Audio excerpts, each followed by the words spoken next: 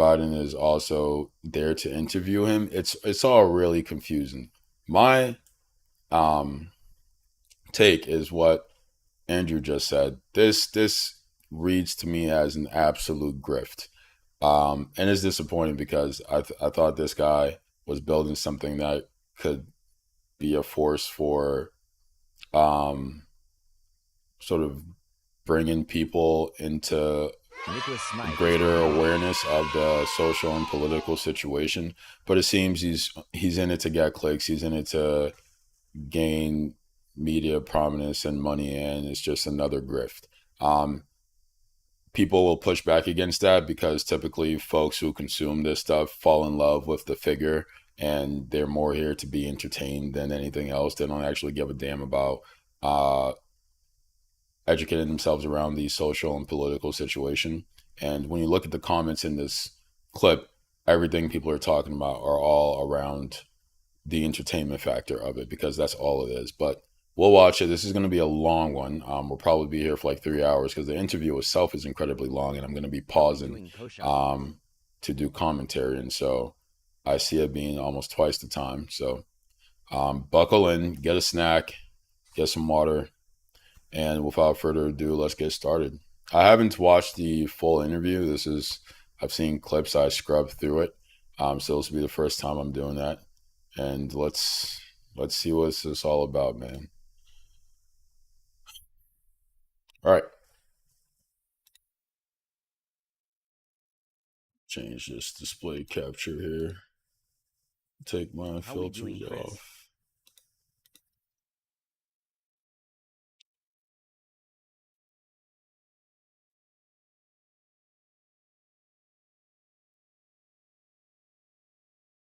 Oh, I haven't changed this. It's still showing the old setup, but that's fine. That's okay. It's not a bad. If you want a wider view, you can switch to the landscape view to kind of get that angle. Says thoughts on nepotism. Thoughts on nepotism. It's one of the evils of our society. It's one of the ways by which we hoard and concentrate wealth and power. It I think it brings society down, but I'm going to try and stay focused on the content at hand. So let's watch and buckle in. Asked me, why are you a Nazi? Inclusion has been our greatest strength. Diversity has been our greatest strength. White people do feel like we are being boxed out. A 26-year-old white kid doesn't feel like he has access because he's been canceled, and the problem is black people. I didn't say the problem's black people. Well, you just did, Nick. You just I said the problem is crime. And Well, my my stream was just restricted. There you go. On cue. Good job, TikTok. How we doing? We're gonna click the appeal button. We probably won't get the appeal, but whatever. You know how it goes with TikTok and this channel. Moving on. we know who's doing the crime in Chicago. Do you get what I'm saying? Yes. About the Holocaust thing? Oh, about that. We get to say whatever we want on the internet. We get to deny the Holocaust. As far as Jews are concerned in general, I think that everybody in the country should be treated with dignity and respect and have their civil rights. Wait, what do you think about somebody like Mamdani? Personally, I don't like him. Like, for example, on 4th of July, when he takes the opportunity to sit there with, let's be honest, not a single white So this person. is kind of the intro There's to no the video. ideological core to Donald Trump. No, I agree with you. Don Jr. got the largest loan ever given by the Department of Defense. Vance owes his entire political career to Peter Thiel. Whichever firm is the one to develop ASI, that could confer dictatorial-like powers upon the CEO of that company. Everything that we think about the way in which we exist in the world completely changes. Increasingly with Uber, Airbnb, banking apps, you can't live your life without the tech platforms. Everything that AI is built on is ours. That's what they're stealing from us. I want to find common ground of how much of a shithead Donald Trump is. We can get there, okay? I'm Pippin, and I'm a patient. Yeah, the ads are gonna happen, so. I had whenever I caught wind that you wanted to find common ground of how much of a shithead Donald Trump is. We can get there, okay? How are we doing? The kind of first question that I had whenever I caught wind that you wanted to do an interview like this is, why now? What made you want to sit down for this kind of interview? Well, I think it's an interesting conversation to have all of us here. And, I think it's a moment in our country when there's a lot of realignment. I think that people recognize, especially in the past couple of years, I'm like a non-conventional critic, maybe, of what's happening. And so I think it'll be an interesting, productive conversation. I think it'll be different. But I mean, specifically, because we kind of share a publicist, I heard that you wanted to kind of... Okay.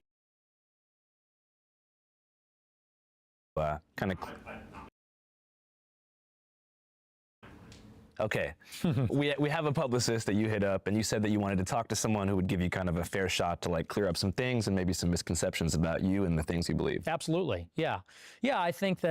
Okay, so let's talk about that. So Nick Fuentes says he's coming onto the show because he thinks it'll be an interesting conversation and there will be some realignment.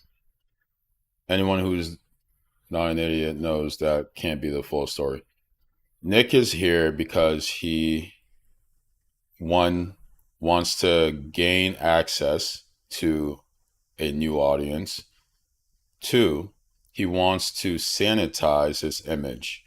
He got his prominence, if you want to call it that, by where do I even start? Just basically saying the most, just spewing vitriol and saying the most heinous things one can online, right? His entire shtick was blaring out the N-word whenever he has the chance, saying women should be unable to have sort of the, access to the franchise. Women shouldn't be able to vote. They should stay at home. Muslims and immigrants are the scourge of the world and society. Black people are inferior and dangerous, and he believes in this sort of pseudoscience of race theory, this idea that there are racists, which is just anti-scientific, right? Like anyone who, again, is not a crazy person is aware of this. So he gained his prominence by just being this inflammatory far-right figure online. And he's going to take this opportunity, as he's been given more of a spotlight since Charlie Kirk's death. He's going to take this opportunity to try and sanitize his image, and you'll see him do that throughout the interview. That, I'm somebody who, I think like you, actually, maybe we have this in common, is kind of pigeonholed in a certain way for things that we've done in the past or things that we've said. Yeah, I'm a crackhead. Okay, so he's saying, I've seen clips. He's saying he's being pigeonholed for things he said in the past. So that, in saying that, he's completely shrugging responsibility for his actions, and he's characterizing it as though other people are putting him in this box, as opposed to speaking to his actions, his rhetoric, right? He will not take responsibility for all of the things that he said, the things that he continues to say, for him stoking hatred, propagating conspiracy theories, and generally being a grifter. But he won't take responsibility for that. Rather, other people are pigeonholing him. I'm racist, right? I got pigeonholed there. Mine is true. Yeah. Yeah. Well, mine's a little true. Maybe a little, no. But yeah, so I think it'd be good to... Okay. So, and this is, he's going to do this throughout the interview. He's going to do what's called double speak. He's going to claim something, and then he's going to sort of backtrack from it subtly, kind of laugh it off, as to have plausible deniability. Because right now, again, he's trying to sanitize his image, and that's, so his rhetoric here is going to be very far removed from how he conventionally engages. And he's not an idiot. He doesn't want his fan base, the white supremacists, the Proud Boys, people like that who watch his content, to think he's sort of being a fraud. And so he's going to engage in double speak where he's going to say, "Oh yeah, I'm racist," like he just said there, but like laugh like, "Oh no, no, I'm just kind of kidding." Yeah, But I'm exactly. racist, right? I got pigeonholed there. Mine is true. Yeah. Yeah, well, mine's a little true. Maybe a little, no. But yeah, so I think it'd be good to clear up some of the misrepresentations and put out something accurate. So what do you think is the most misrepresented thing about you? Well, I think really the whole image everybody has about me. You know, when you mentioned me, I think on a recent show, you said you want to ask me, why are you a Nazi? Yeah. And that's how everybody knows me. Everybody thinks of me as a white supremacist Nazi, and I don't think that's Because he perpetuates white supremacist myths, talking points. He advocates for Nazi like policies, you know, wanting to be rid of anyone who's not sort of white. This idea of like he won't say Aryan, but that kind of same concept. That's why, again, he's acting like it's not because of the things he said, but rather these other people are painting him like this when he literally talks about how much he loves Hitler and Hitler was a cool guy. really true at all. I think that we definitely have different values. I mean, you're more from the left, I'm more from the right, but I don't think I'm a hater. I'm not a hateful person. It is Heil Hitler Friday, Heil Hitler, all my niggas Nazis. Hitler was very fucking cool. Yes, I do. One of the And I'm tired of pretending he's not. So what's the thing about, I guess, traditional Nazi? So there you go, right? Again, he's trying to distance himself from that because he wants to sanitize his image. And here he's not going to say anything that is in any way going to be damning, right? But you just saw the clip there. Even his response there. Let's listen to that response again because it's a whole lot of nothing. It's a whole lot of nothing. He speaks in vagaries as to kind of move the conversation along without ever addressing anything. Why are you a Nazi? Yeah. And that's how everybody knows me. Everybody thinks of me as a white supremacist Nazi, and I don't think that's really true at all. I think that we definitely have different values. I mean, you're more from the left, I'm more from the right, but I don't think I'm a hater. I'm not a hateful person. It is. What did that clear up? He said we have different values. I'm on the right, but I'm not a hateful person. Heil Hitler Friday, Heil Hitler, all my niggas not. This is how he got big in these white supremacist alt-right circles, by doing this for years, by doing this. This is the only reason anyone knows who Nick Fuentes is. And now he's going to try and act like, oh no, this is just people trying to pigeonhole me. People are just misunderstanding me. Nazis. Hitler was very fucking cool. And I'll get to Andrew having him on as we go on. Yes, I do. One of the And I'm tired of pretending he's not. So what's the thing about, I guess, traditional Nazism that you think you disagree with the most? Well, it's a non-Christian ideology. So, I mean, look, I believe that race is real, as the Nazis did, but I don't. There you go. He believes in race science. It's not a thing. It's not a thing. It's not real. It was something created by the capitalists during the time of trying to instill the institution of slavery to justify it in the eyes of the public. And it's something that the Nazis took up to justify their treatment of Jewish people and anyone who they did not consider Aryan and white. He subscribes to such an ideology. He is a Nazi. His sort of where he differs, I guess he's saying, is that the Nazis weren't Christian. He's a Christian white nationalist. He's a Nazi. He's a Nazi in all but name. And you hear him say it here. Oh, they're not Christian. And so that's where we diverge. If the only place you diverge with the Nazis is that they're not Christian, what are we talking about? What are we doing? I don't think it utterly defines a person. As a Christian, I think we're all created beings. I do believe there's such a thing as a universal human community. And so I think it's a cruel ideology. I've said this on my show, by the way, but I mean, that would maybe be the fundamental So this is double speak. Again, this is double speak. He can't he's speaking in contradictions. You can't believe in race science that says people who are not quote unquote white. Again, these are all social constructs. There's no such thing as white, such thing as black. There's only the consequences that the laws and institutions deal out to people who they've put in these racial categories.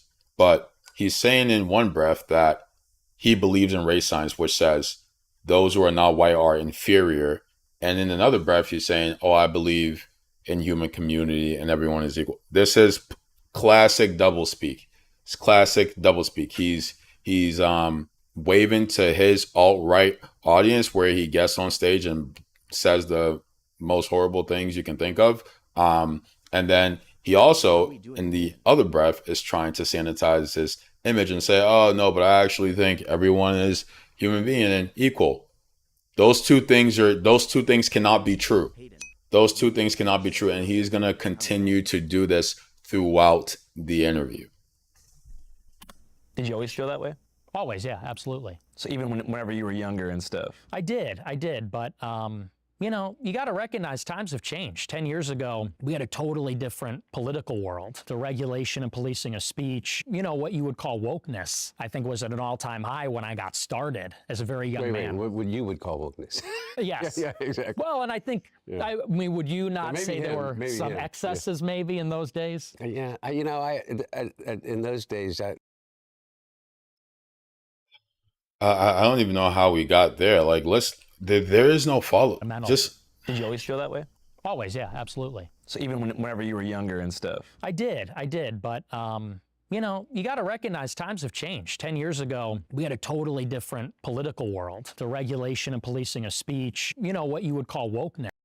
he's always going to make it seem like anything that would hold him accountable is a result of something outside of himself. Anything that shines a spotlight on the harm of his rhetoric is something outside of himself. Well, it's the political climate and times have changed and before there was suppression of speech, what that has to do with the things he says, I don't know. But he's trying to diffuse this line of questioning and move the conversation somewhere else, and they will always fall for it. As they do. They like take the bait where they're now going to move the conversation to wokeness and not holding his feet to the fire about his Nazi, white supremacist, Christian, white nationalist rhetoric. He wants to steer the conversation away from that because he cannot defend that as he's trying to sanitize his image with this interview. Time high when I got started as a very young man. What you would call wokeness? Yes. Yeah, exactly. Well, and I think, I mean, would you not say there were some him, excesses maybe in those days? Yeah, in those days, I wasn't doing too well, so I wasn't paying much attention. Anyway, I would love to hear, and I'm not asking you to like retract everything that you've ever said and all, or anything, but I said that I would love to talk to you because number one, I told you this, is that I think you're really smart. And I think that with that comes in. He's not really smart. He believes in myths and legends. He believes in white supremacy.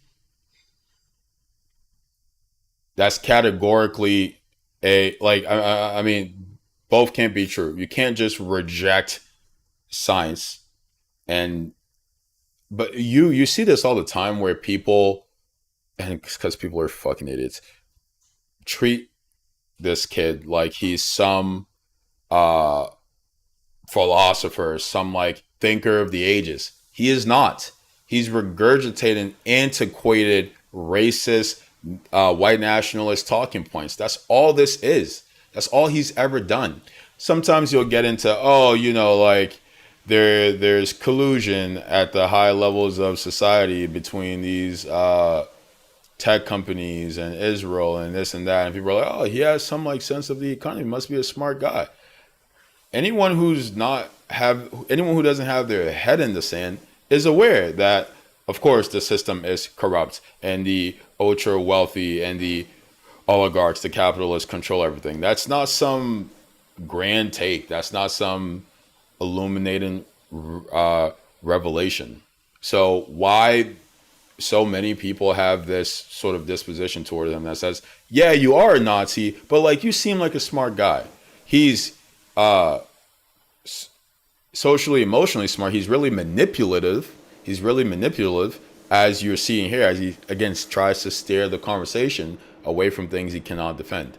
A real responsibility. And continues to obfuscate. And, you have an audience. And I have a friend whose son is my daughter's age, maybe 28, your age. And he's really smart. And he is a big fan of yours. And so by virtue of the relationship, I got to learn what it is that why he is a fan of yours. And none of it has to do with, I would hope you agree, like really egregious things that you've said in the past about the Holocaust or about, Did the Jews ever talk about the 100 million whites that died in World War II? Or do they just bitch and moan about the so-called 6 million Jews that died? I don't know why we're relegating the things he said to the past, as though he's doing anything different now. He simply doesn't use the most inflammatory words anymore. He's taking the Charlie Kirk approach where he is taking this sort of respectability politics approach where the effect of my rhetoric is the same, but I stay away from those sort of trigger words. And this has been a conservative strategy forever, where the Confederacy and the white supremacists went from using explicitly racist language referring to immigrants, black people as subhuman, and I mean they're kind of back to that, but using the N-word, things like that, to sort of obfuscate, and but with the same effect. And he's just doing that now because he realizes that he can gain more traction that way, and not have to only be on Rumble. And that's all this is. I don't know why this is like not obvious to anyone paying attention. And so it's just nice to poke holes in it and say it's not 6 million. 6 million? I don't think so. And I don't even know. I think I've heard. Again, classic white supremacist shit. Oh, we deny the Holocaust because we're anti-Semitic and we hate Jewish people. And that's he just did that grift because he knew it would gain traction in these spaces, and that's exactly what's happened. Would you sense kind of rescind a lot of that? You concede that 6 million Jews died in the Holocaust? Possibly more. Possibly, we're discovering all the time. So it could maybe even be more than that. But would he agree? We're not discovering all the time. This is these are things that have been well documented for since it's happened. No one is still discovering what happened during the Holocaust. The world knows. The world knows. People like Nick Fuentes denies it. In that case right there where he's like, oh, well, we're discovering all the time. What do you mean we're discovering? That's what happens when you hold his feet to the fire and you stick with the line of questioning. He can't defend any of these things because they're completely made up and absurd. But they won't push here because that's not the point of this. The point of this is theater. With is kind of the anger about the situation that particularly your generation finds yourself in. I know that to be real. And I think that there, maybe my reasons for recognizing that anger as being legitimate and my targets are different than yours. I just wanted to hear from you. When you say you were canceled by the right in 2016. Yes. I almost felt like in preparing to meet you now, is that your reaction to that was to just dig deeper and deeper into kind of the outsider, kind of radical, say anything for the purpose of generating, the attention to build an audience. Is that true? And it's not an accusation. I really mean it. I want this to be a conversation as much as possible. I mean, there's certainly some truth to that, but I think that might be overstating it a little bit because I really got canceled by the right and the left. Yeah. And back in those days in 2017, you had these far left journalists at Huffington Post, Right Wing Watch, ADL, SPL. There are no far left journalists in these institutions. The far left does not exist in any substantial way. America is extremely right wing. is extremely right wing. The reason Nick Fuentes was not allowed into those circles is because he is engaged in the taboo that the right has realized will not is it's not politically tenable. It's not politically tenable. It's the reason why the administration doesn't use this particular kind of rhetoric. They obfuscate. They obfuscate. They use dog whistles, right? Instead of saying niggers in the inner city, they'll say people in the inner city, because they know it communicates to their audience the same thing, but they can't get away with the latter statement. And so they just shift the language a tad bit. And Fuentes didn't do that because he's trying to appeal to the lowest common denominator on the right, to the most extreme. And I don't even think it's fair to say the most extreme, because they believe the same things. The other ones just have less tact.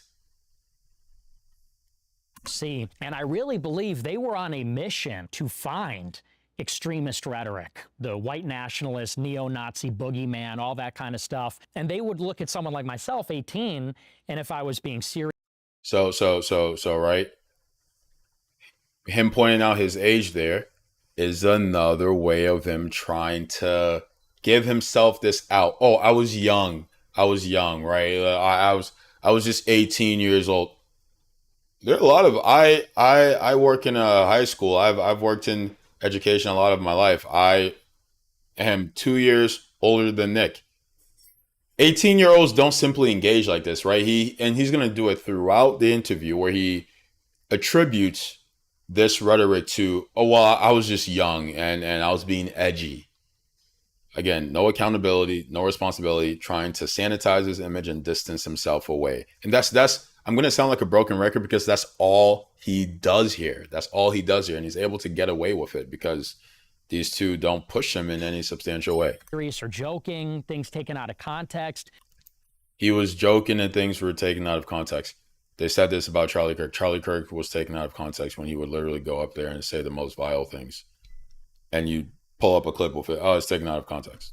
They would clip it, post it, and they wanted me to be the villain. And I think they wanted a lot of people to be the villain. I think the left, in a way, kind of created this.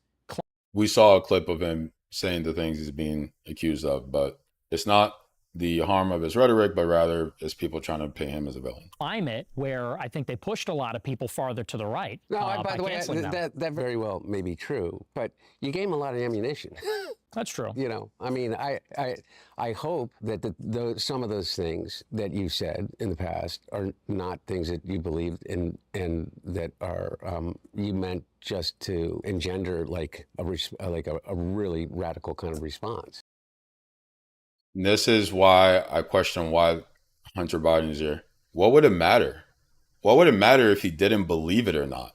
What would it matter if his goal was to simply gain an audience from the most radical circles? What would it matter? Why is that an out? Oh, you didn't actually mean it. You were only saying that because you wanted to gain prominence in these spaces. And that's supposed to be better? What you're describing is a grift, and it's a vile grift, the most vile grift. And that's supposed to be better? That's supposed to absolve him? What are we talking about? What are we talking about? I mean, is that true or not? Well, you know, again, I think that back in those days, you could not say anything. In 2017. Back in those days, you can't say anything. Now he's going to make it seem like, oh, because there was this cancel culture, that's why I thought it was necessary to be a Nazi and put this out in the airwaves. 2018, cancel culture was so in overdrive. Any joke, any edgelording, anything like that, they would first. That's his first time invoking edgelording. This idea that, or for him at least, he's saying, well, I wasn't really being serious. I was just being edgy. Being a white supremacist, he's equating using Nazi rhetoric to being edgy. I mean, it's insane. It's utterly insane. It's utterly insane. Yeah, some teenagers are edgy. They might be a bit antisocial and they listen to music that's not in the mainstream. Um, they're not Nazis. Being a Nazi isn't what it means to be edgy. It's not what it means to be an edgelord. But that's what he's going to attribute it to because he wants to distance himself from that and take no accountability. First of all, there's no sense of See, humor. I'm so old. I don't even. What's Okay, edgy? And it was just me being funny, right? It's there was no sense of humor. Break it down for you. So the dawn of wokeness, as it's known today, I think was in like the post-Trump era. After Trump won the election in 2016, there was a big movement to deplatform and kind of push away those who I guess the left feel like had galvanized them into the presidency. So there was this big idea that if you push people off mainstream social media platforms, they would go away. Now we know through Trump's reelection, that's not even true. But at the time, that was the mantra. Problematic viewpoints needed to be silenced, tucked away somewhere, and they would just sort of die in isolation. So I think that that was the climate where you first got started, 2017. That time period was like crucial for getting people off mainstream platforms. Is that correct? Yeah, and I would say that you got to get into the psychology of those days. It felt like anybody that wasn't on board with the most progressive agenda had no options. There was just no alternative. It was going to be progressive, liberal, feminist, BLM, all that kind of stuff.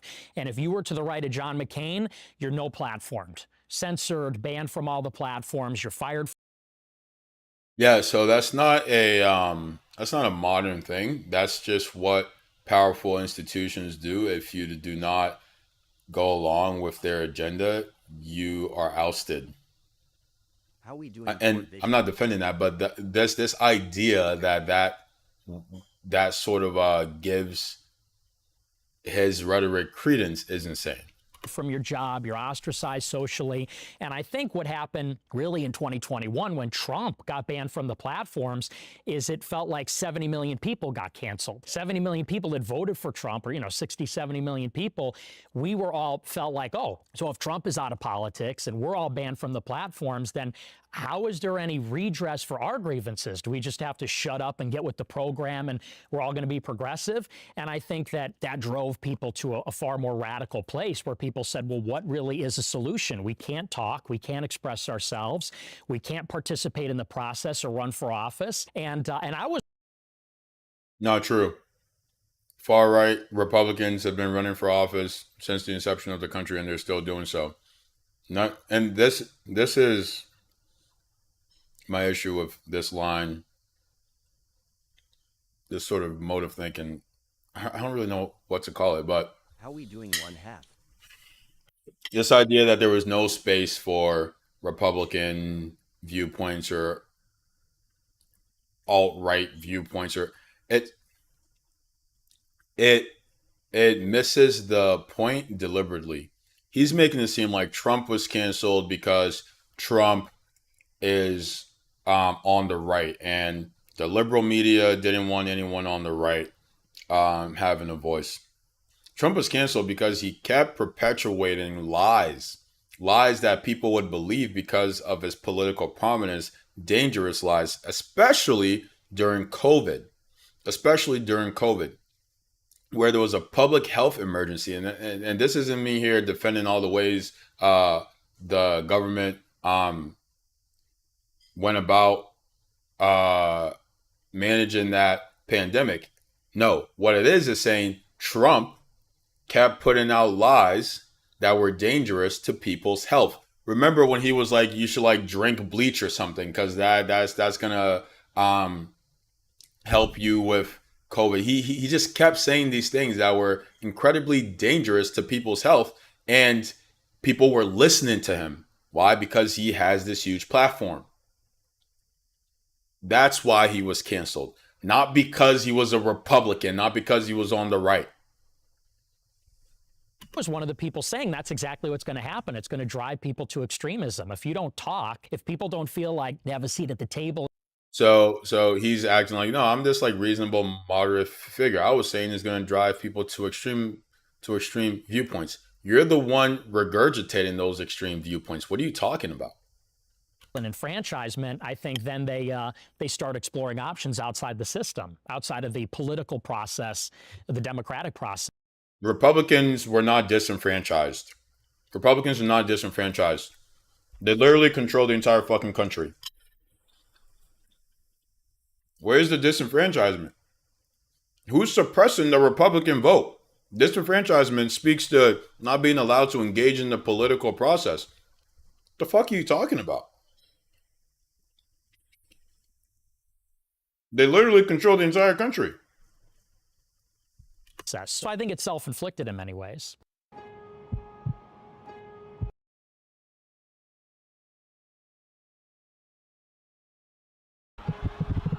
So you feel like after the mass deplatforming in 2021, whenever people on the right got pushed to platforms like Parler, Gab, Rumble, etc., the lack of discourse and like the political singularity of those platforms created more extremism? Absolutely, absolutely. Because look, you take Trump off of Twitter, Facebook, Instagram, YouTube, and I predicted this in 21. I said, watch, you're going to see alternative social media rise because some venture. I would interview him. I would interview him and hold him to account for his record, which is not what this is. It's going to present as that because he has to some degree, but that's not what this is. Capitalist is going to see there's a huge market of 70 million people that are going to follow Trump because Trump is no platformed. And that's exactly what happened. Rumble blew up, Elon bought Twitter, and what happened when you had total free speech on these platforms? Well, Twitter now resembles 4chan. And now, there's no gatekeepers. And I think it did push people in a radical direction. And honestly, people are even blowing past me. Now there's like mainstream normie types that are even blowing past me in terms of how radical they are. People start saying things like, there's no political solution, there's going to be a civil war, we need a revolution. And I think that's because the message from the left was. So which is it, Nick? Is it that people were pushed into far right circles, and are some of those people? He's trying to frame it as though, again, he's taking away accountability. He's trying to frame it as though the external factors push people to the right, as though he was not involved in that, as though he was not perpetuating those insane lies and myths, those racist Nazi lies and myths, as though he wasn't one of the major actors in that, but rather, the system is pushing people to the right. Was you're crushed. You have no options. You can't win. There's no alternative. Trump is going to be indicted and charged and can't run. You can't be on Twitter. You can't have a job. And so people started to say, okay, well, we still exist. We're still here. We still have these concerns. What do we do now? And then people start to say, well, we need a revolution. And I'm one of the only people saying, no, we should still engage in the process and talk with each other. And it's not all one-sided. I think there's problems on the left and the right, but I certainly think it takes two to tango. Okay, so there, we agree. I think that there are problems on the left and the right, and I don't disagree with some of the things that you just said. I guess I just came to a different conclusion, that there are some things that people should be deplatformed for. Not that they can't say it where they want to say it, but I think that it's a right of anybody. Okay, top 3 things. What do you think? There's a difference between being able to say that you're proud of your white heritage and also being just a flat-out racist. I think that there's a difference between saying you're proud of. There's no such thing as white heritage. There's no such thing as black heritage. Race is a social construct that has its creation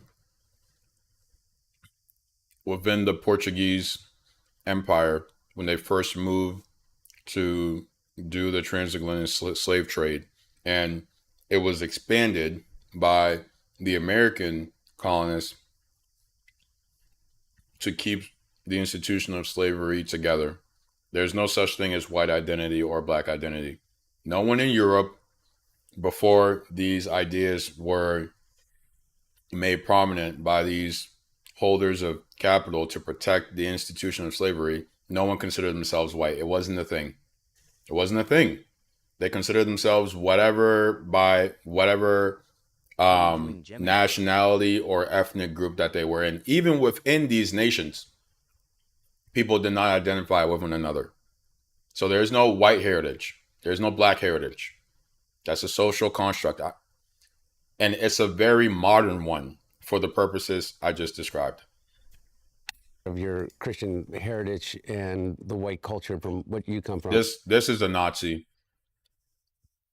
Channel 5 interviewed him, and one of his acolytes, his supplicants, his followers, got up there and said, maybe Nick Fuentes will be the next Führer.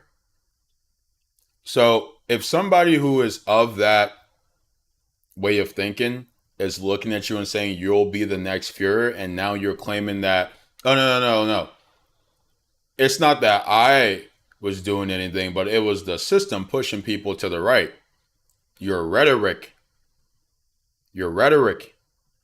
is also pushing people to the right as you engage in these myths and white supremacist talking points. And Nazis, or that you adopt the Nazism as a legitimate ideology. I think that there's a difference between saying that you disagree with the United States policy as it relates to Israel and saying that the Holocaust didn't exist. I was like, Mom, Dad, Hitler was awesome. Hitler was right. And the Holocaust didn't happen. And my parents were like, we cannot believe. Those would be top three things in my mind. I know that you believe that some people took you out of context, and I do agree. Look, on both the right and the left, there are these gatekeepers, 100%. And look at me, the mainstream press just destroyed me for 7 years without any real kind of reflection about what they were doing. I do think that, some of those things are legitimate reasons to say, we don't want you on our, on our commercial platform. Would you agree with that? I mean, you just said, for instance, people calling for like an armed revolution, like people calling for actual violence. You're opposed to. Oh, absolutely. Yeah. I'm against violence, Yeah. and I do think those are one of the legitimate things that should be taken from the platform. There's a lot of the stuff on social media I don't agree with, but again, Okay. He has to say he's against violence because no one can say, yeah, I'm pro-violence. That's political suicide. Here's the trick.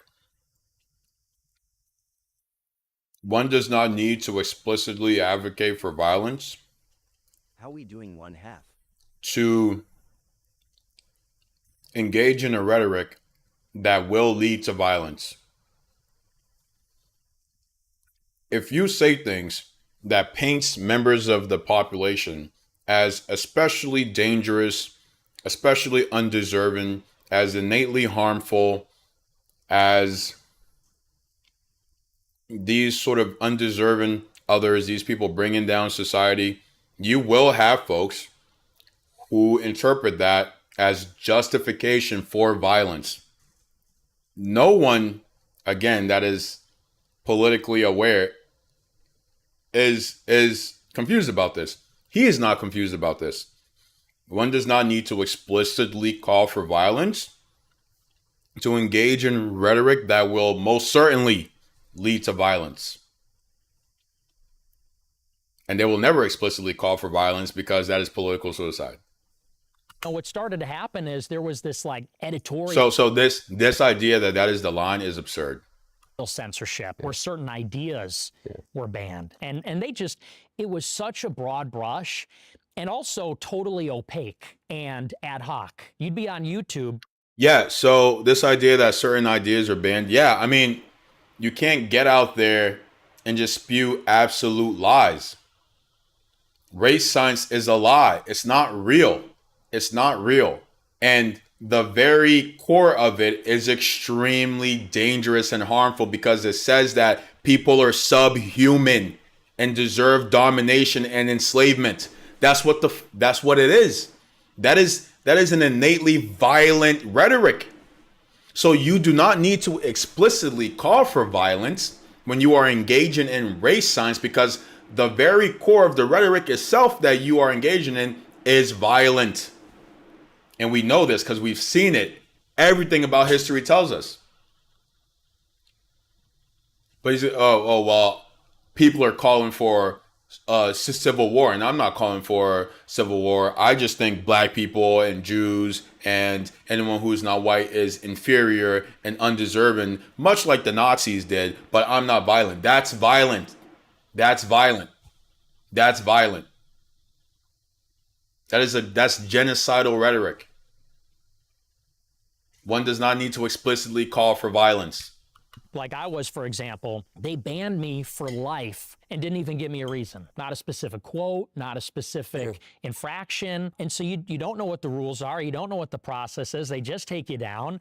And especially now when everything is digital, that's not just the social platforms, it's the other ones like Uber, Airbnb, whatever. It feels like you're being denied almost something like a civil right, because the social platforms are the modern public square. Increasingly with Uber,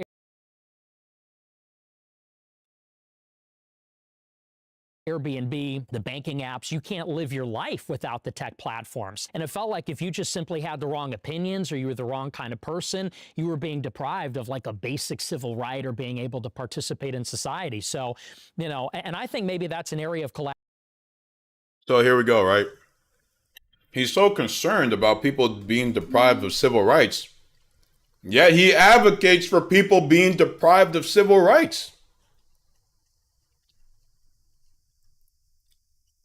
Obviously, he only cares that these things negatively impacted him, but his entire platform is advocating for people to be denied of civil rights. No one stops him to call out that contradiction. Hey, Nick, you know, you believing in race science and this idea that non-white people are inferior and saying that women shouldn't be able to vote and other groups should also be disenfranchised.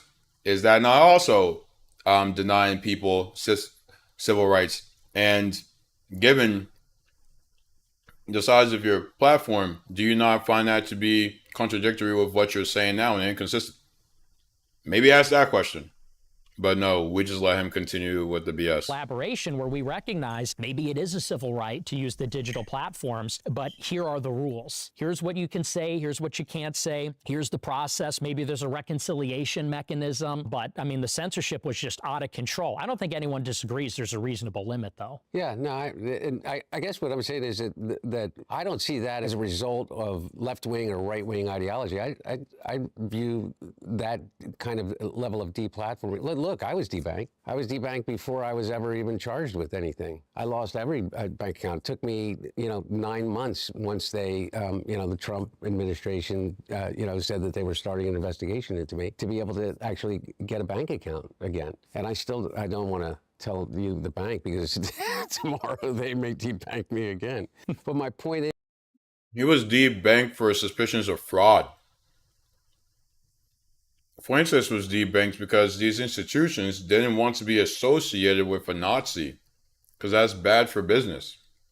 How are we doing? is that those people are incredibly identifiable. I've been talking and going around and I say things like, I don't think we are nearly as divided as they're telling us we are. Sometimes people have this idea that if something has the same outcome, then that means it is the same thing. Not so. The context that led to that outcome matters. JJ Drew W says it paid him to know that Wednesday. Because I do believe that there are an identifiable group of people that are responsible for an enormous amount of the discord and division because they make money off of it. I think that these social media companies that are controlled by, 3, 4, 5, Nick Fuentes engages in the discord and division. Individuals have made it clear that they only care about one thing. They only care about how much money they can produce for themselves and, the people that hold stocks. Is there censorship?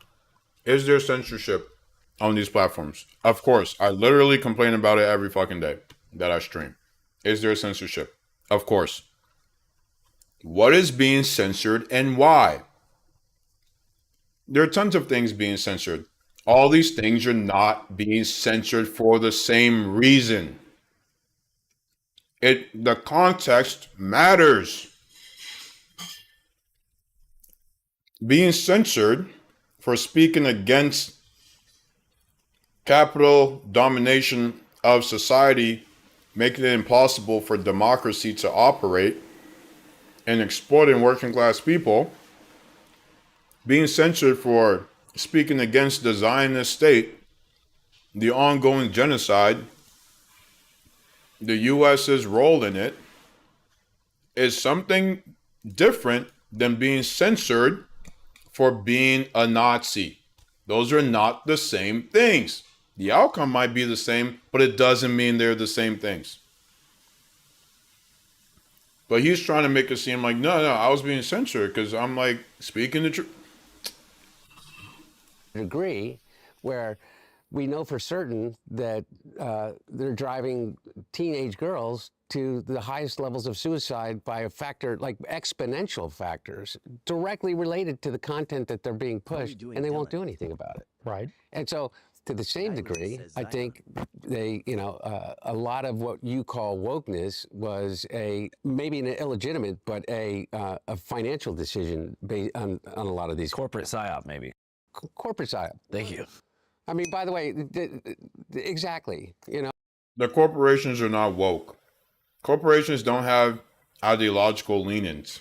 If there's anything corporations believe in, it's profit. They do whatever they think is going to make them the most money. If they ever appear to be left-leaning or quote-unquote woke, whatever the fuck that means, it's because they've calculated that will make their brand have a better public perception. In their lobbying practices, the policies they advocate for is extremely right-wing. It's greater expansion of capital, subsidies to capital, deregulation for capital, and less worker protections. That's what they care about. There's no ideological leaning. In fact, they're extremely right-wing because all those things are more aligned with right-wing ideology. No, I mean, I just wanted to back up real quick. So you talked about certain people going too far. About 2.5 months ago, I visited a whites-only community in Hardy, Arkansas. And I don't know why. I guess coming from like a more like left-wing place, I'm from Seattle. I kind as a company. of assumed there was like a united front on the right for some reason. So I'm out there, I'm chilling with these dudes. They're like sword fighting, having barbecues. Overall, it was a good time for them. I had a hard time connecting with them. I don't agree with them, but it's all good. I was having fun for a couple days. And then like right as I was there, I guess you had hit them up on X or something and said like, hey, I don't want to associate with you guys. What happened there? Well, that was really more of a personal disagreement with the guy that founded it. Yeah. But I do think it's an interesting project, and it's interesting that got so much pushback, this whites-only community, because you know what? If you go to a lot Couple days. And then like right as I was there, I guess you had hit them up on X or something and said like, hey, I don't want to associate. So the reason he said he doesn't want to associate with them is because they were naming him as a Führer-like figure, as a Hitler-like figure. Is that by accident? That the Nazis are like, oh, Nick Fuentes is our leader? How do we think that happens? How do we think that happens? Oh, because he's being funny. Because he's saying jokes.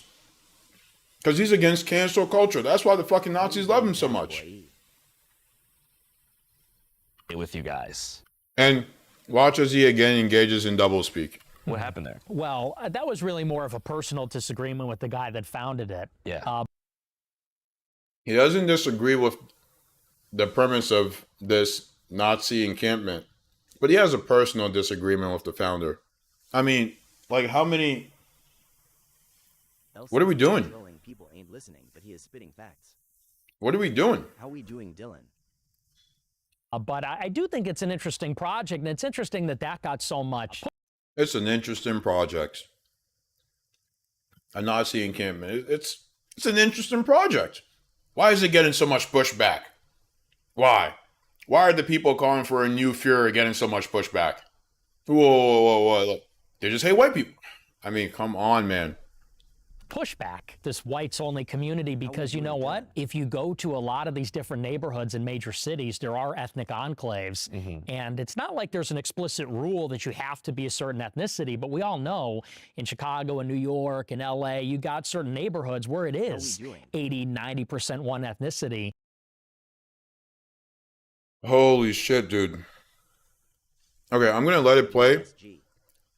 What's up, brother? I'm going to let it play and see what Andrew says to this, because holy shit. Yeah. And I think there's a lot of white people that say we kind of want something similar. I don't think there's anything. But Nick, Well, okay, let's back up. If you want to talk That's about funny. the histories of New York and Chicago, I feel like that was also a conscious decision that was made like I after tell the you Civil where Rights it's Act. blacks only. It's in Cabrini Green, where Mayor Daley made everybody that was black live in the Cabrini Green. I mean, it's not. That wasn't by choice. It's not by choice that these ethnic enclaves are 80 or 90%, whatever that ethnicity is. It's because that's the only place in which they had an opportunity to live unbothered, or where they were told that they had to live because of the historical fact that they could not move into other neighborhoods. You could not move into parts of South Chicago without, being stoned.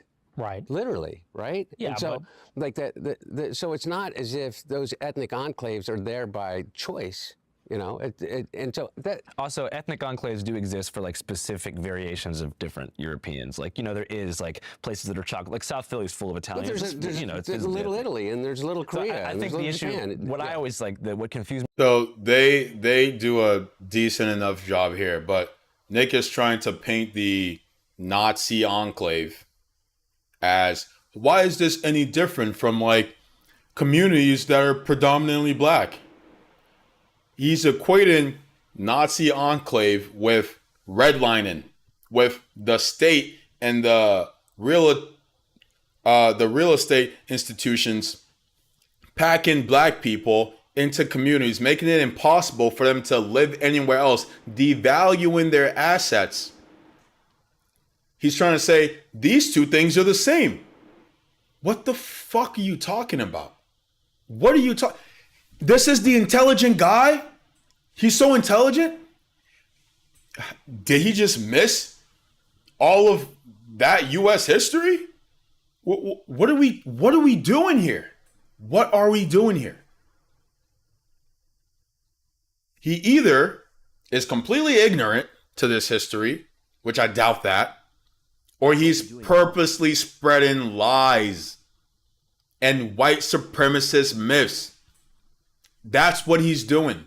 He's not so stupid as to not know about redlining. He's not so ignorant as to not know about segregation. It's a grift. It's a lie. It's a purposeful grift. It's a purposeful lie. We're going to replay that. Dyloon says, bro. I think they, a lot of what you call wokeness was exactly. I'm from Seattle. I kind of assumed there was like a united front on the right for some reason. That guy on the left there sitting on the table was one of the ones saying Fuentes is going to be the next Fuhrer. So I'm out there, I'm chilling with these dudes. They're like sword fighting, having barbecues. Overall, it was a good time for them. I had a hard time connecting with them because I don't agree with them, but it's all good. I was having fun for a couple days. And then, like, right as I was there, I guess you had hit them up on X or something and said, like, hey, I don't want to associate with you guys. What happened there? Well, that was really more of a personal disagreement with the guy that founded it. Yeah. But I do think it's an interesting. So he won't denounce Nazism. He still hasn't done it. The only thing he said, well, they weren't Christian. Okay. This comes up. Well, I had a personal disagreement with the guy, but I think what they're doing is really interesting. Why are we platforming a Nazi?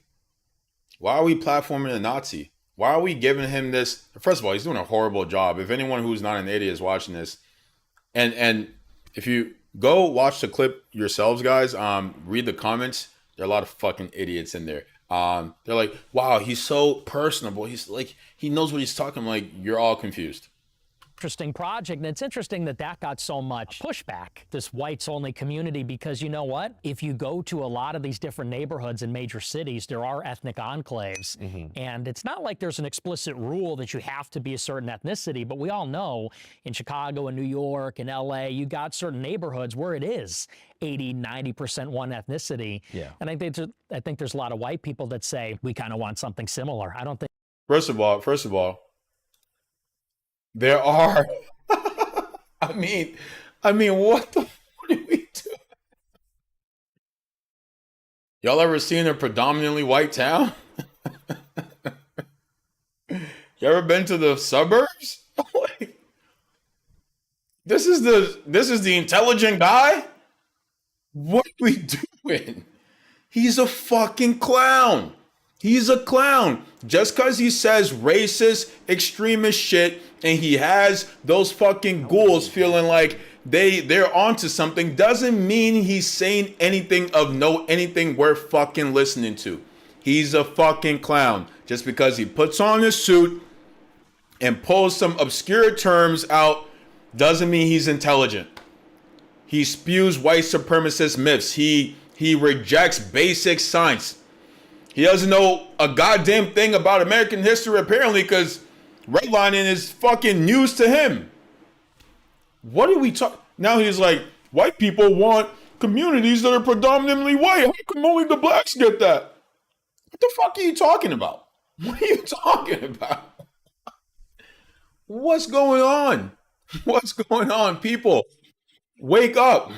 Snap out of it. Stop the clown show. What are we doing?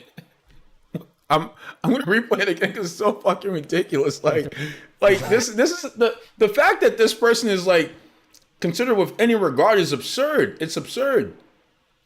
York and LA, you got certain major cities, there are ethnic enclaves, and it's not like that got so much Associate with you guys. What happened there? Well, that was really more of a personal disagreement with the guy that founded it. Yeah. But I do think it's an interesting project, and it's interesting that got so much pushback, this whites-only community, because you know what? If you go to a lot of these different neighborhoods in major cities, there are ethnic enclaves. Get this, guys. He's about to drop a fucking truth bomb. And it's not like there's an explicit rule that you have to be a certain ethnicity, but we all know in Chicago and New York. And there was an explicit rule, by the way, both in the country and also with this enclave. But these two things are the same. A lot of these different neighborhoods in major cities, there are ethnic enclaves. And it's not like there's an explicit rule that you have to be a certain ethnicity, but we all know in Chicago and New York and LA, you got certain neighborhoods where it is 80, 90% one ethnicity. Yeah. And I think there's a lot of white people that say we kind of want something similar. I don't think there's anything. Nick. How we doing, Elijah? What the fuck, dude? Like, holy shit, man. No way, bro. No way. This is your hero? This is your guy? This is your guy? This is and I'm rude if I say you're a fucking idiot if you're listening to this person, you're like, you know what, he's on to something. Like, yes, he's gonna say things once in a while that, like, a broken clock is right twice a day. You like, if he says the sky is blue, yeah, fuck yeah, it definitely looks blue. That doesn't give any credence to all the nonsense that he says. I mean, come on, folks. Come on. Come on. The guy who's like, Nazi enclave is the same as, like, you know, predominantly black neighborhoods in the inner city. What's the difference, bro? Like, it's like white people want that too. Oh, brother, this is the right-wing intellectual. What the fuck are we talking about, bro? What are we talking about? Give me a fucking break. Give me a break with this shit. Okay, let's back up. If you want to talk about the histories of, you know, New York and Chicago, I feel like that was also a conscious decision that was made, like, after the Civil Rights Act. Blacks only in Cabrini Green, where Mayor Daley made everybody that was black live in the Cabrini Green. I mean, which they had an move into parts of choice.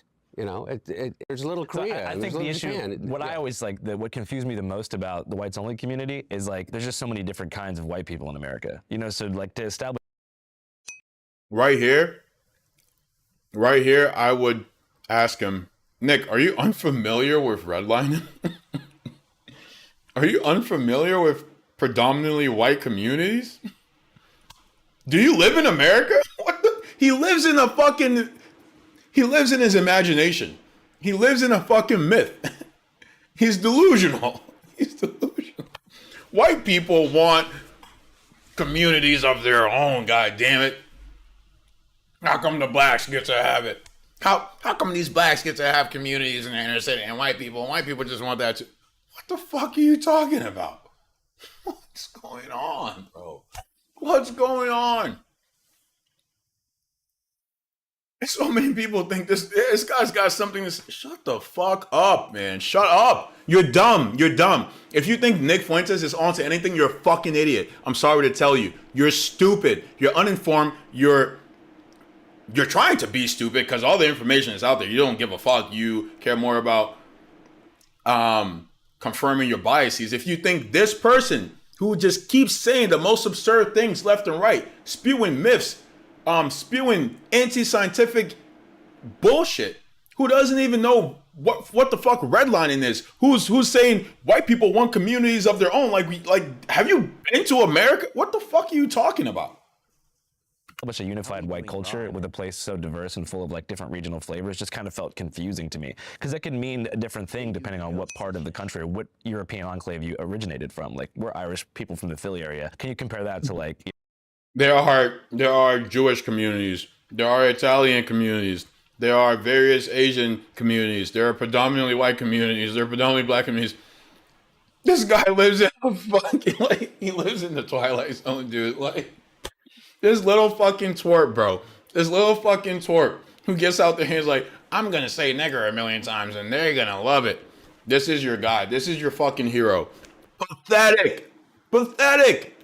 Cry about it. Cry me a fucking river. It's pathetic.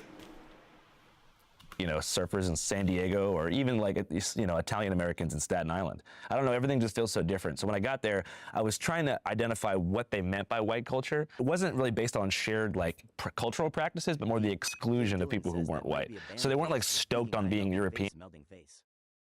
They already banned me, bro. It doesn't matter. Two, so Andrew's gonna describe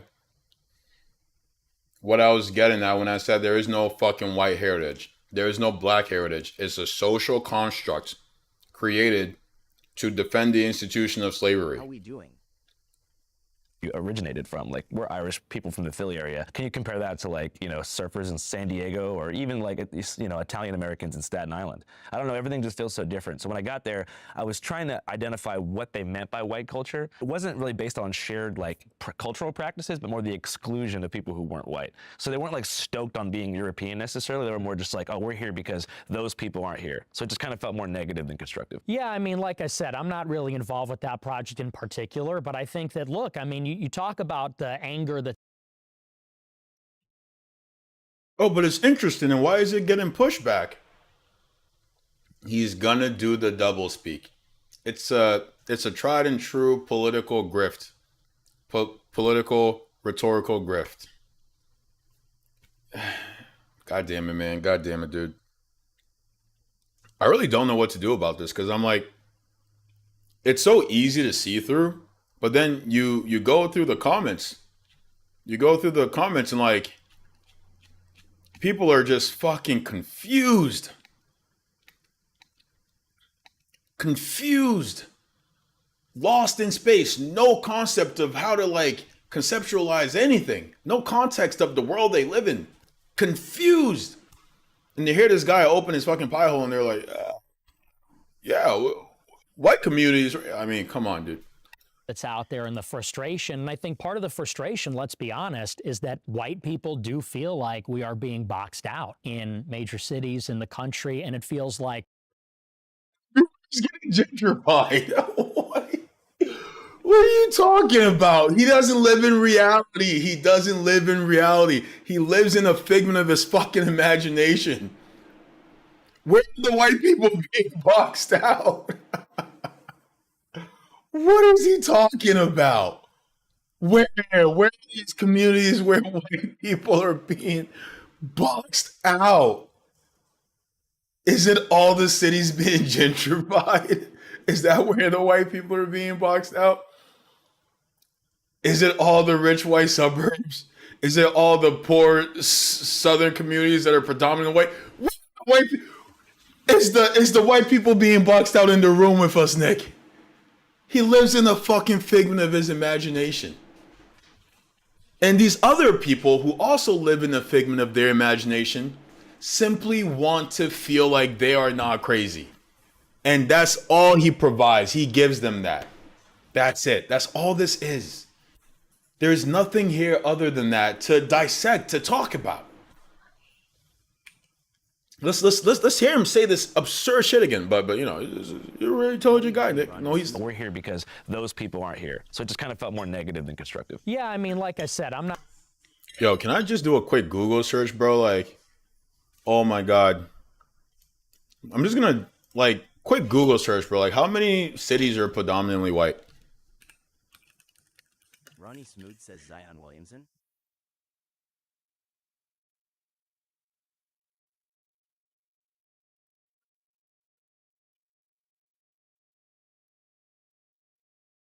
This guy lives in a.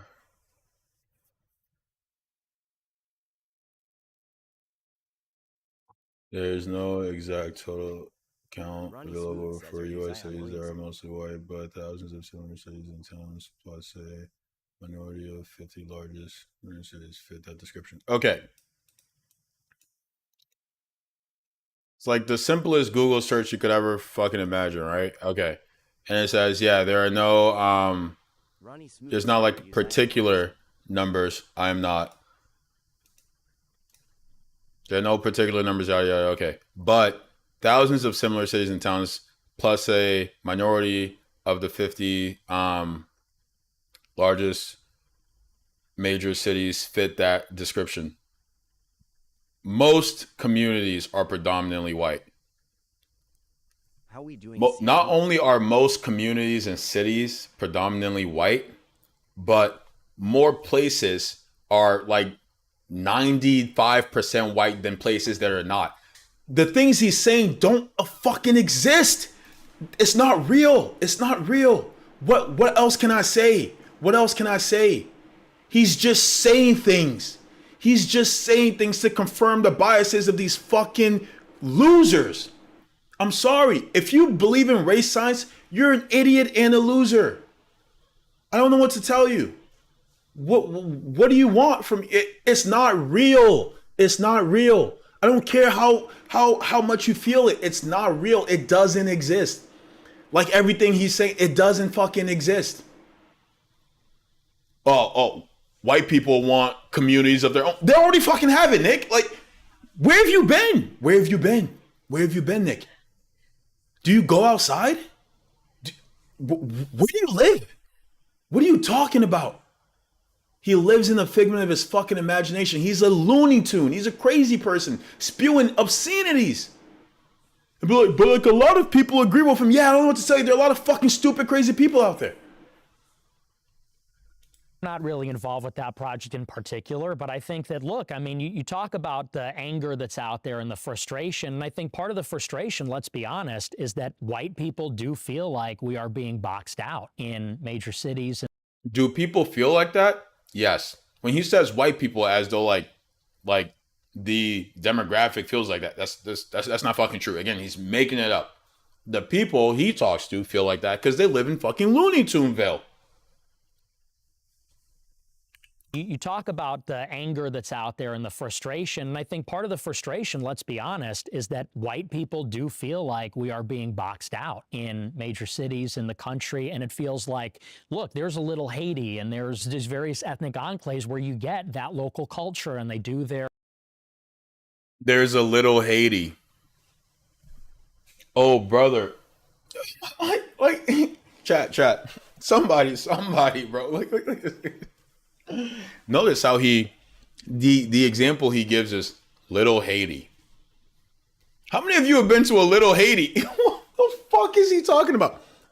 Might a place like that exist in the country? Maybe, sure.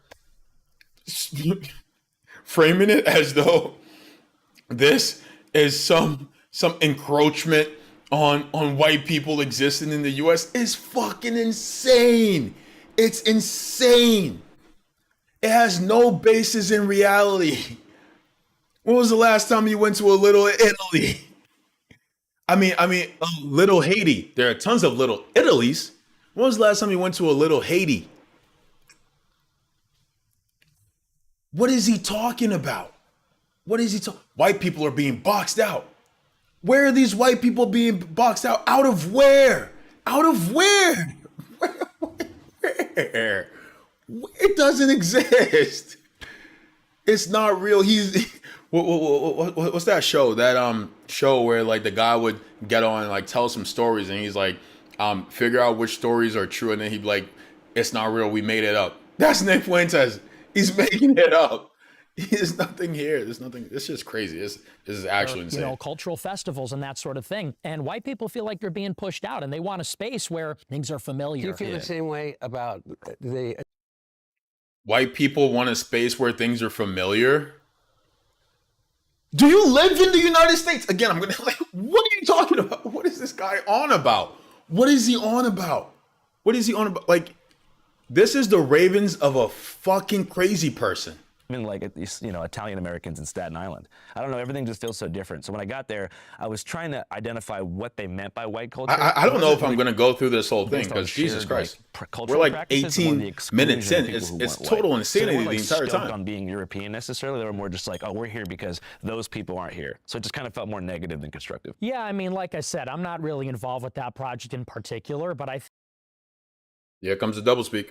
think that, look, I mean, you talk about the anger that's out there and the frustration, and I think part of the frustration, let's be honest, is that white people do feel like we are being boxed out in major cities in the country, and it feels like, look, there's a little Haiti, and there's various ethnic enclaves where you get that local culture, and they do their, you know, cultural festivals and that sort of thing, and white people feel like they're being pushed out, and they want a space where things are familiar. Do you feel the same way about the Italian festival that happens in every city? Well, here's a good example. So, or St. Patrick's Day? Well, you know, there's no Irish neighborhood in Chicago. Little Italy. Sure there is. I mean, there's some remnant in Bridgeport. Yeah. It's important to note that, like, and I'm not trying to get into like a shouting match here, but like, you know, as a family who did, coming from a family who did leave Philadelphia in the 60s because of black migration from the South after the Civil Rights Act was passed, there was a sort of like mass flight of white people into the suburbs, and that kind of led to a homogenization of different cultures because they rushed so fast to build these like identical strip mall suburbs that it was very hard to maintain cultural bonds that made different European and white neighborhoods unique around like the 1950s and before.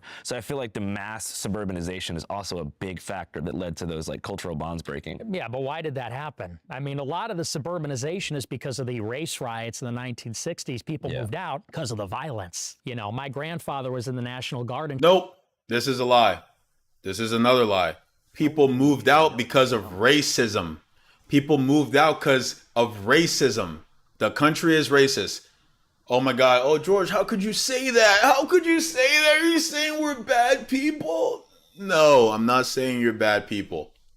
But that is the reality. And he's talking about fucking Levittown. Okay, let's do another Google search since history is a foreign concept. Jesus Christ, brother. Holy shit, dude. This is such a shit show. Oh.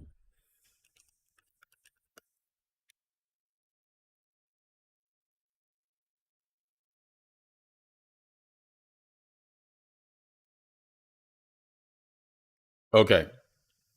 So, we're talking about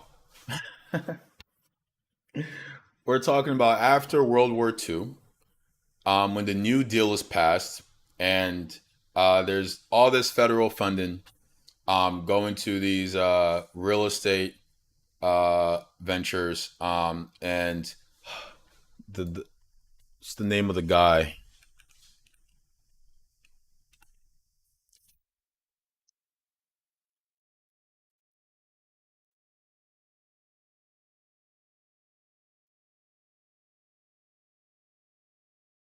Okay, Levittown is a name for a mass-produced suburban housing development built after World War II by Levitt and Sons. So this guy Levitt was a fucking white supremacist.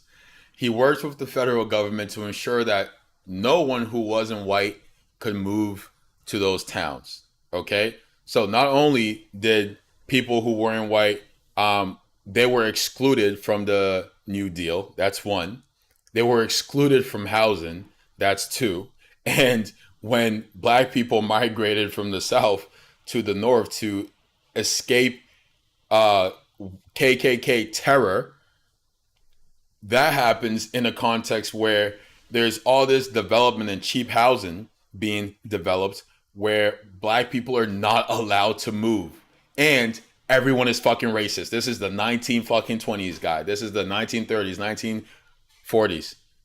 So the white people decide, oh my God, look at all these black people. We don't want to be here. And not only do we not want to be around black people, but also we can move to these suburbs. We now have access to the American dream where we're getting these government loans for super cheap to move in these wicked nice houses, and they won't let black people move there. That's what white flight is. White flight wasn't because there were fucking race riots. He lives in a figment of his imagination. He lives in a figment of his imagination.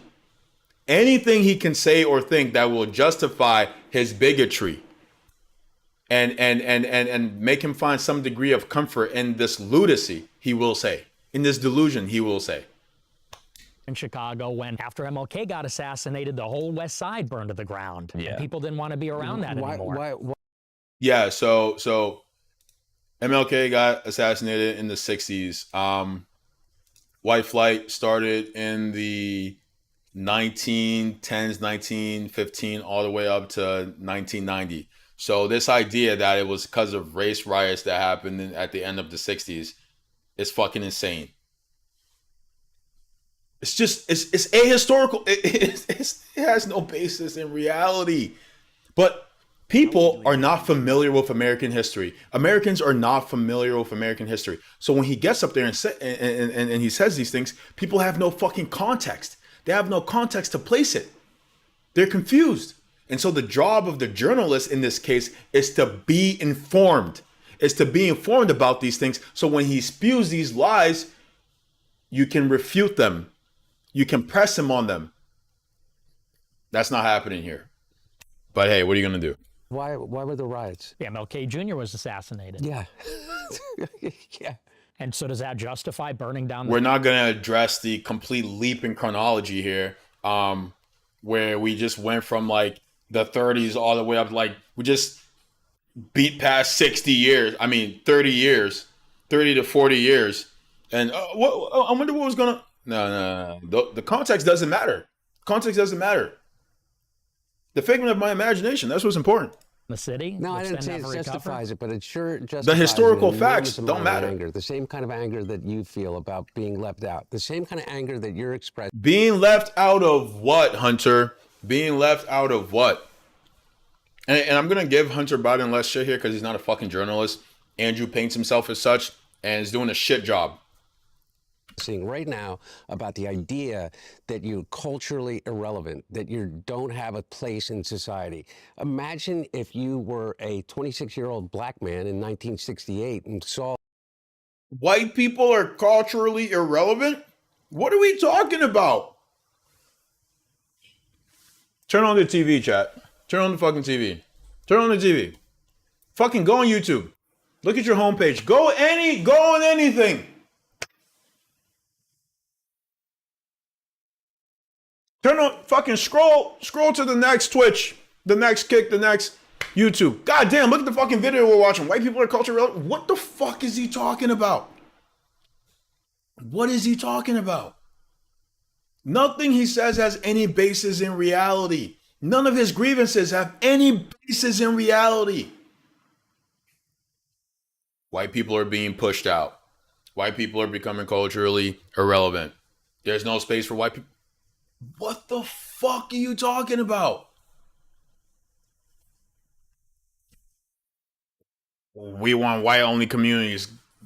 Leave your house for a second, Nick. You'll find them. I'm surrounded by them. Most people are. That is the vast majority of the country. What world do you live in? your hero be assassinated. Oh, and I nothing be saw done about it. Trump get shot in the ear, and Did he? I saw Charlie Kirk get shot, and I didn't see any cities get burned down. It's funny how I that think works. it's a very, very, very different thing. I think How it's is that different? absolutely Charlie different Kirk thing. got shot in the neck. Yeah. This is the thing conservatives have been trying to run with. Charlie Kirk is our MLK. What the fuck? First of all, Charlie Kirk and MLK are not in the same stratosphere. That's one. So let's just move on from that fucking nonsense. Two, the person who killed Charlie Kirk.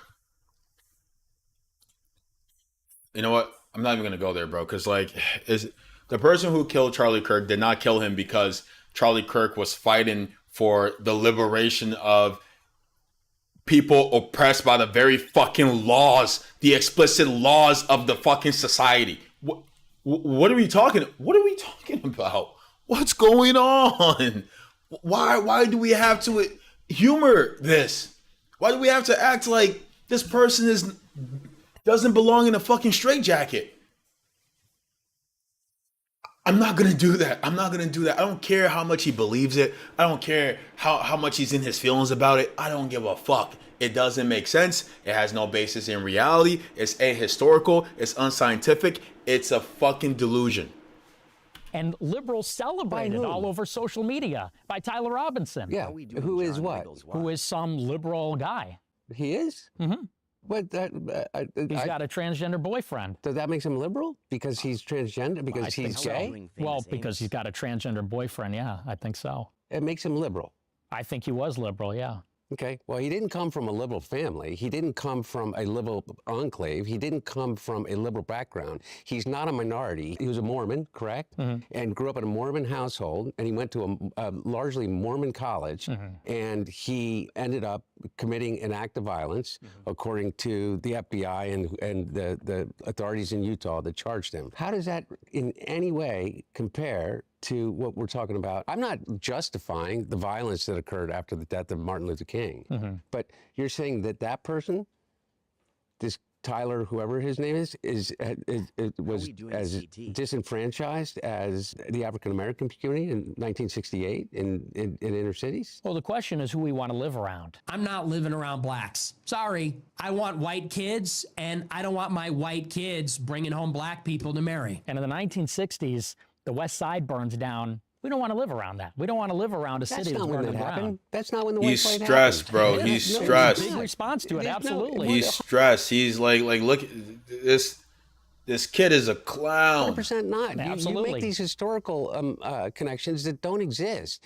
They don't exist. Part of it was potentially, but before that, what Mayor Daley did is made Chicago the most segregated city in the entire United States, other than Boston. When you would come from the South to Chicago. Boston is extremely segregated to this day.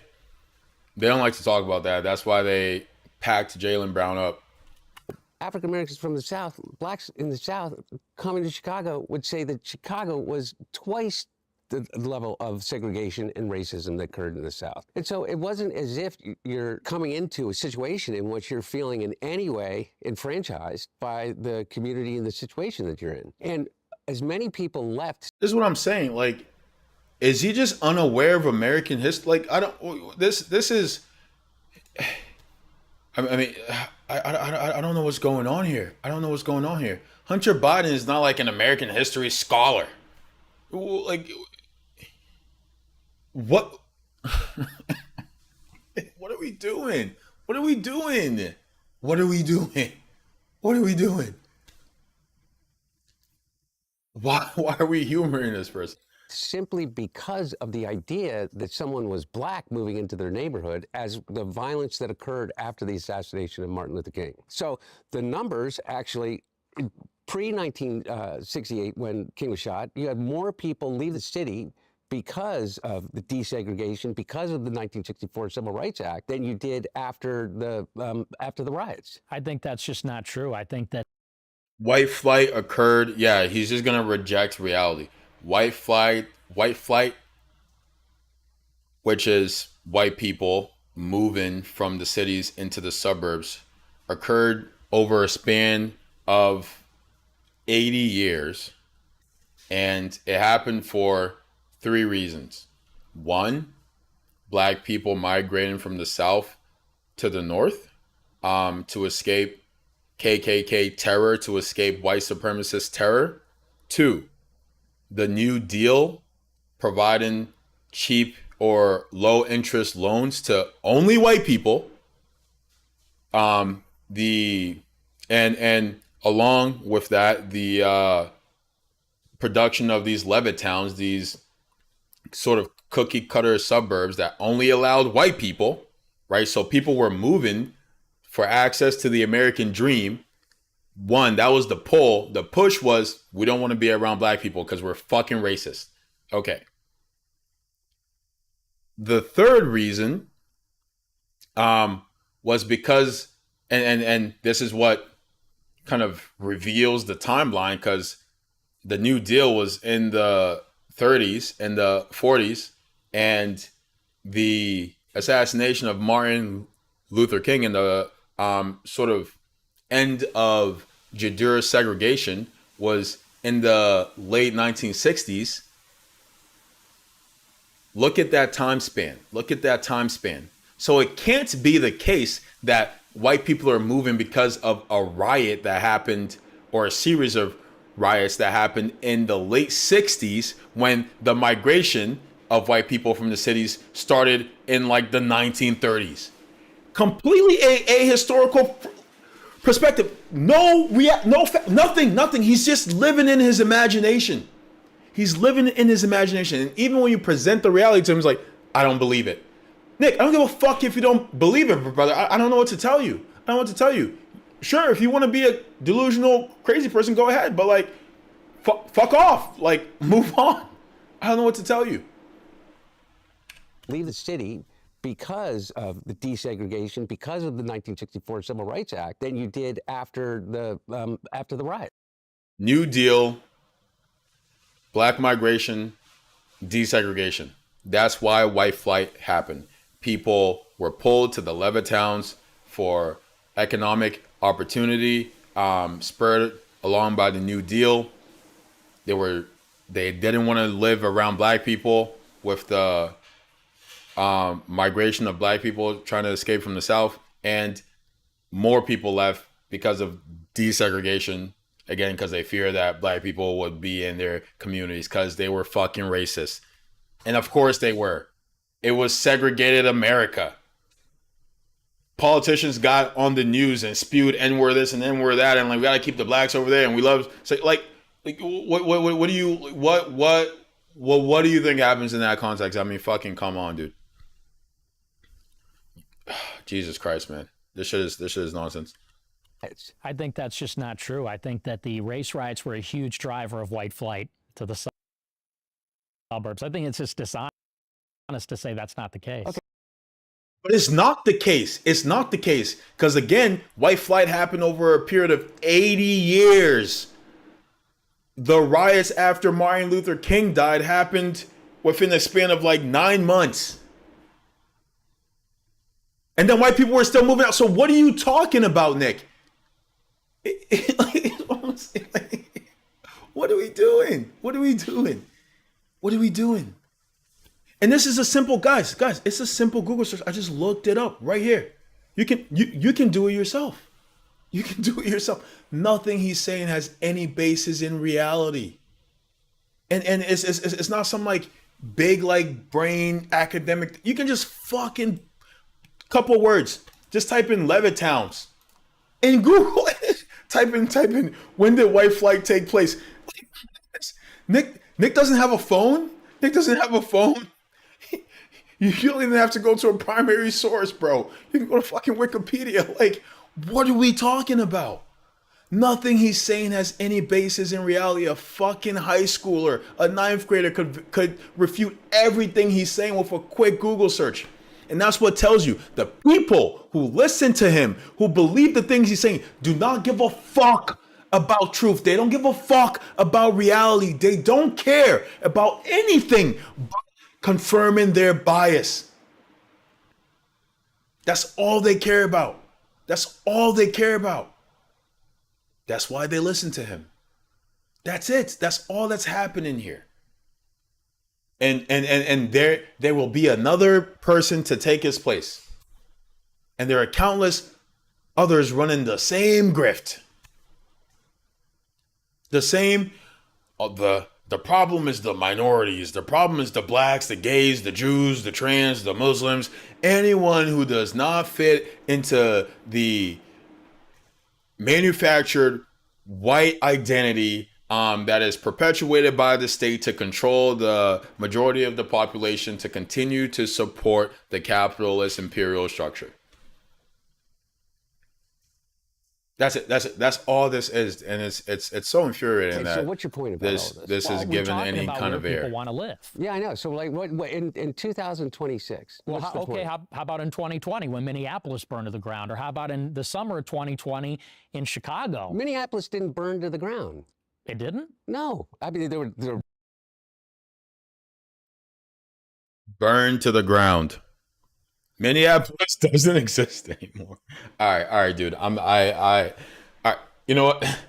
I think I've given enough here. If you're like, no, George, go do the whole thing. I am not. I'm only 23 minutes in because everything that comes out of his mouth is fucking bullshit.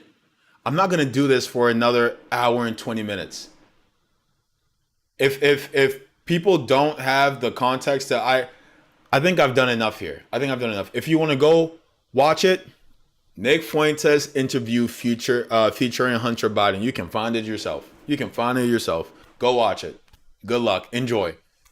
Let's look at some of the comments though before we move on, because I'm not. It's just not worth my fucking time.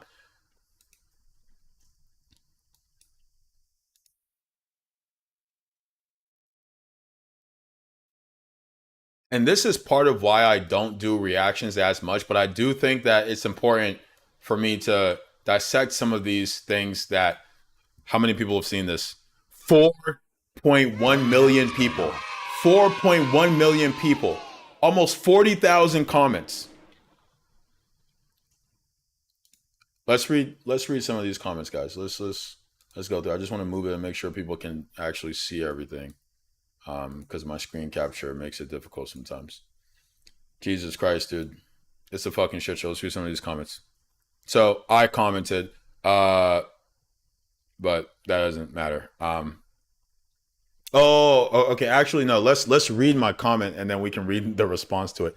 This is disappointing and reads that spectacle. A PR job for a fascist. He presented a sanitized and this is a sanitized version of him. All of the white supremacist shit that he's said in the last 23 minutes is a sanitized version of what he usually does. So that gives you an idea of the shit that's coming out of this clown's mouth. Okay. Sanitized version of himself here and shrugged off the harm of his rhetoric with little pushback. He engages in doublespeak and contradicts himself left and right with no pushback. Okay. What exactly did he say that makes you think he's a fascist? This is what I'm saying. The general public are just no fucking clue. No clue. This person presumably watched all 146 minutes of this thing and asked the question, what exactly did he say that makes you think he's a fascist? This is what we're dealing with.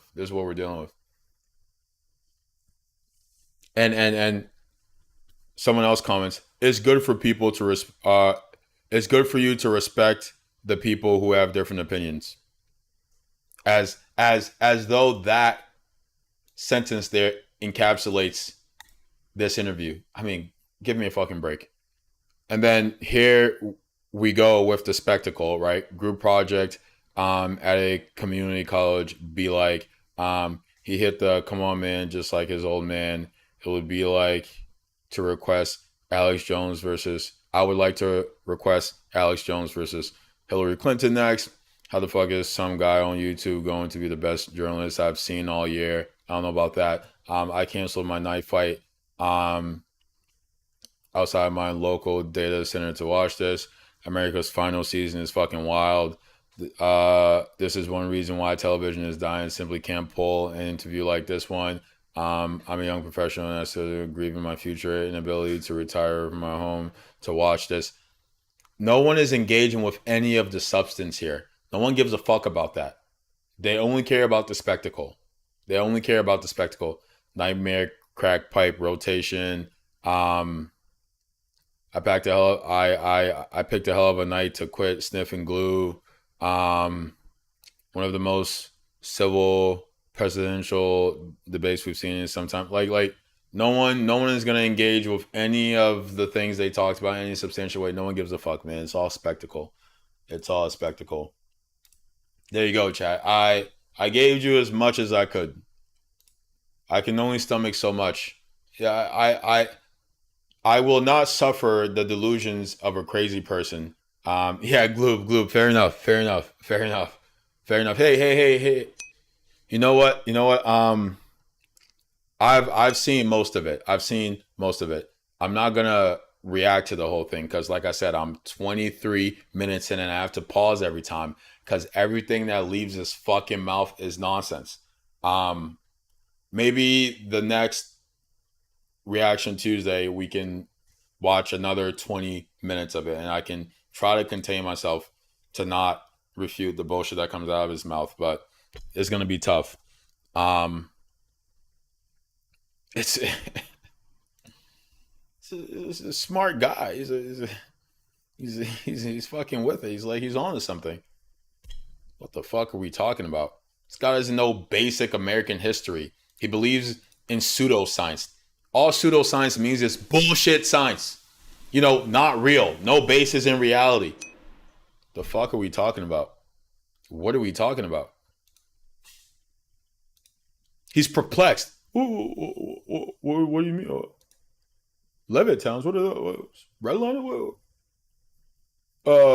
White flight happened because riots in the 60s. V. K. Dillon says watched like 35 minutes of it, kind of felt at a point it was going nowhere. It'll probably finish.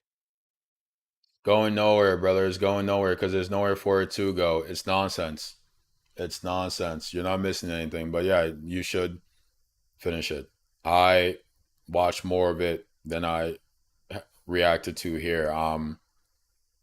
And people will say like, oh, like, you know, like the general public is not engaging with this the way I just did. They're not, because people don't have the context. They do not have the context. Now, he could, and like, it's not even that they don't even have the context to make sense of what he's saying. Because they don't have the context, he can say something that's completely baseless, completely made up, completely false, and someone won't even be kind of thrown off by that as to like look into it because they have no fucking clue. They have no clue. Like it could be just as true. I'll go back to the analogy that I used a couple weeks ago.